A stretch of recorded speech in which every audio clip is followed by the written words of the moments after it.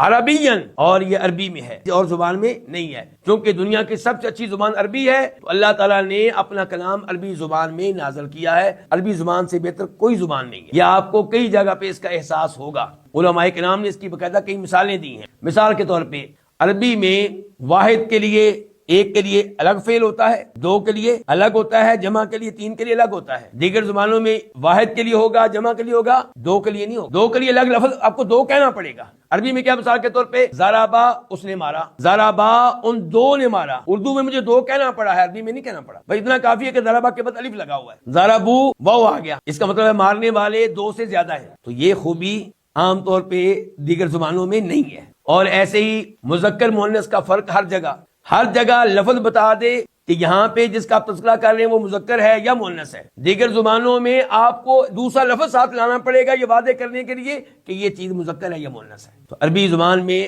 یہ ان کی کئی خوبیاں ہیں. یہ چند ایک کی میں نے ویسے ان کے تذکرہ کیا، اشارہ کیا ہے.